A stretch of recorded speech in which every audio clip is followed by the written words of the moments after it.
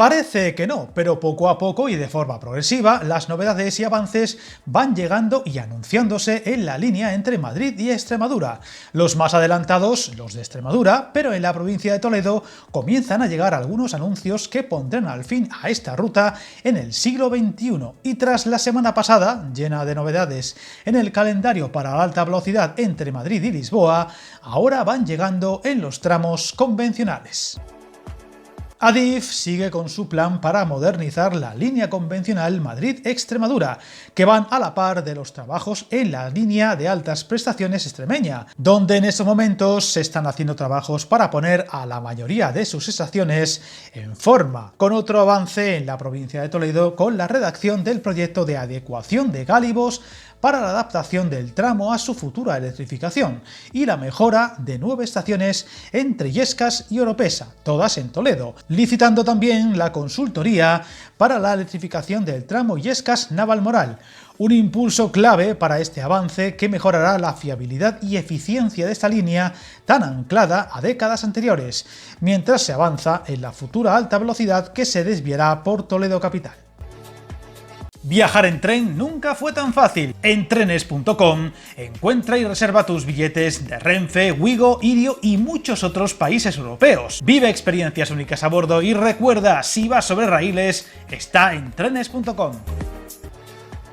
Esta adjudicación supondrá adaptar dicha línea a las condiciones de la futura electrificación a 25 kV, cuyo proyecto se encuentra en fase de redacción, que con la renovación de la infraestructura en las 9 estaciones del trayecto en la provincia de Toledo se adaptarán a los tráficos de trenes de mercancías de hasta 750 metros, contribuyendo también a la mejora de la fiabilidad y eficiencia de la explotación de la línea, impulsándose la conexión de la comunidad extremeña con Madrid y el resto del país en red convencional, un proyecto donde se analizarán los gálibos en dicho tramo justo hasta donde ya se trabaja para la alta velocidad, en los límites de Navalmoral de la Mata, que sigue por su parte con los trabajos en el término municipal, donde las obras son muy visibles desde hace varios meses.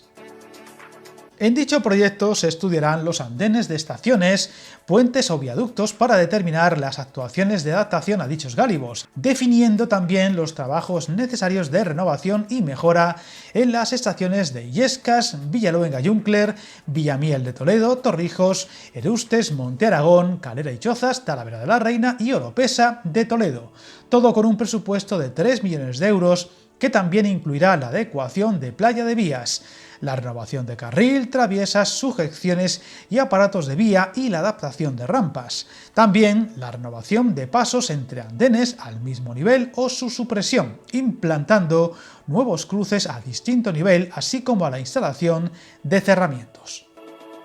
Todo esto irá en paralelo a la redacción del proyecto para la electrificación de este tramo, que tendrá las características de electrificación de alta velocidad, donde se construirán 2 subestaciones eléctricas de tracción en los municipios de Torrijos y Calera y Chozas, tendiéndose también la catenaria y el resto de los sistemas, como el telemando de energía para controlar la instalación desde el Centro de Regulación de Circulación. Unos avances que se unen a lo mucho todavía en marcha en Extremadura, con las obras del corredor norte de Cáceres, entre Plasencia y Navalmoral, sumando etapas y cifrándose la ejecución de su plataforma para finales de este año en un 70%, todo mientras se avanza también en el bypass de Mérida y lo que supondrá el siguiente gran avance de la línea, el despliegue del sistema de señalización ERTMS,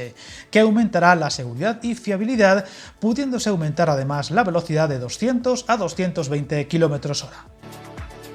Adif también ha recordado que se ha contratado la construcción del ramal de conexión con Plasencia, que recordemos tendrá nueva estación a las afueras, y se aborda la última etapa de la renovación de vías, andenes y otros elementos de las estaciones de Mérida, Aljucén y Cáceres, tras concluirlos en la estación de Badajoz. aparte de lo aprobado recientemente con la electrificación del tramo convencional entre Mérida y Puerto Llano. Avances que, siendo significativos, parece que se siguen quedando cortos, teniendo en cuenta lo mucho que queda todavía por delante para poder decir que Extremadura y buena parte de la provincia de Toledo dejan de ser territorios semi-aislados en esto del ferrocarril, y que parece claro todavía dará mucho que hablar en los próximos meses. Suscríbete al canal y recuerda, hasta el camino más largo se inicia con un primer paso.